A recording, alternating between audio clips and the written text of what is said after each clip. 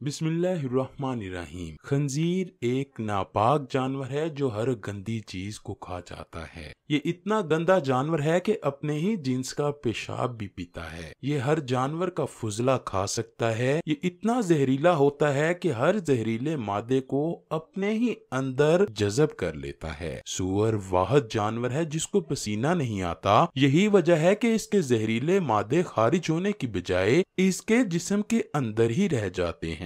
ये बहुत ही खतरनाक जानवर है। इस पर किसी भी किस्म के जहर का कोई असर नहीं होता। मगरबी लोगों का कहना है कि इस पर सांप के काटने का असर भी नहीं होता। अल्लाह पाक कुरान पाक में फरमाता है, आप फरमा दीजिए कि मेरी तरफ जो वही भेजी गई है इसमें तो मैं किसी भी खाने वाले पर ऐसी चीज को जिसे वो खाता हो हराम नहीं पाता, सिवाय इसके कि वो मुर्दार हो या बहता हुआ खून हो या सुअर का गोश्त हो, क्योंकि ये नापाक है। या नाफरमानी का जानवर जिस पर ज़िबा के वक्त गैर अल्लाह का नाम बुलंद किया गया हो। फिर जो शख्स भूख के बायस सख्त लाचार हो जाए, ना तो फरमानी कर रहा हो और ना हद से तजावुज कर रहा हो, तो बेशक आपका रब बड़ा बख्शने वाला नहायत मेहरबान है। इस आयत के अलावा सूरह माइदा की आयत नंबर 3, सूरह बकरा की आयत नंबर 173 और सूरह नहल की आयत नंबर 115 में भी खंजीर का गोश्त खाने से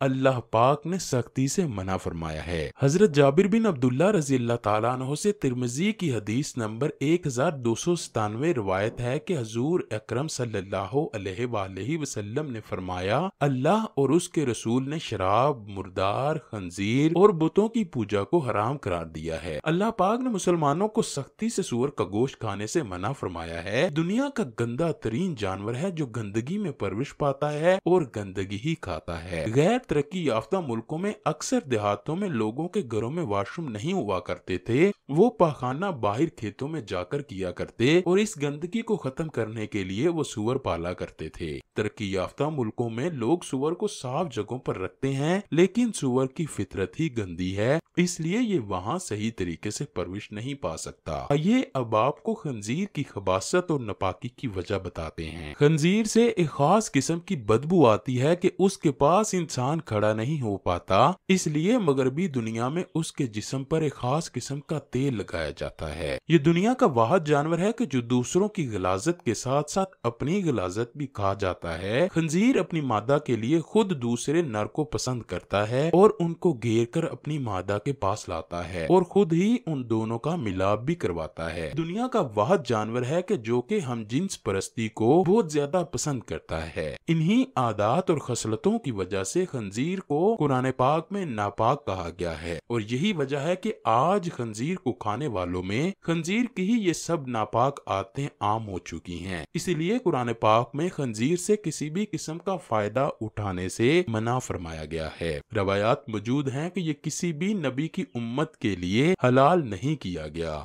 जिन इलाकों में लोग सुअर का गोश्त खाते हैं, यही वजह है कि वो डांस पार्टियों के दरमियान अपनी बीवी को दूसरे मर्द के साथ डांस करने की इजाजत देते हैं। शराब पीने वाले और सुअर का गोश्त खाने वाले बेशर्मी के कामों की तरफ जल्दी माइल होते हैं। ये लोग हलाल और हराम रिश्तों की तमीज भूल जाते हैं। मगरबी लोगों को सुअर का गोश्त इसलिए खिलाया जाता है कि उनके अंदर शर्मो हया खत्म की जाए। चंद साल पहले जर्मन साइंसदान ने सुअर पर तहकीक करके पूरी दुनिया को हैरान कर दिया। सर आइजले अपनी तहकीक में लिखते हैं कि फहश इंडस्ट्री में दाखिल होते ही अदाकारों को दिन में कम से कम एक दफा खंजीर का गोश्त जरूर खाना पड़ता है ताकि उनकी हवस कभी भी खत्म ना हो सके। मजीद उन्होंने लिखा कि खंजीर का गोश्त खाने से इंसान में वही आदतें बन जाती हैं जो सुअर में पाई जाती हैं। उसके अलावा भी बेशुमार ऐसी बातें कही हैं जो बाहिसियत मुसलमान हमको फख्र करना चाहिए कि हमें कुरान पाक में खंजीर का गोश्त खाने से मना फरमाया गया है। इस तहकीक में बताया गया कि मगरबी लोगों में दिल और फालिज की बीमारी आम है जो कि सुअर का गोश्त खाने से पैदा होती है। आम गोश्त को पकाने से इनमें बैक्टीरिया खत्म हो जाते हैं, लेकिन खंजीर के गोश्त से बैक्टीरिया खत्म नहीं होते। यहाँ ये सवाल पैदा होता है कि अल्लाह पाक ने सुअर को पैदा ही क्यों फरमाया।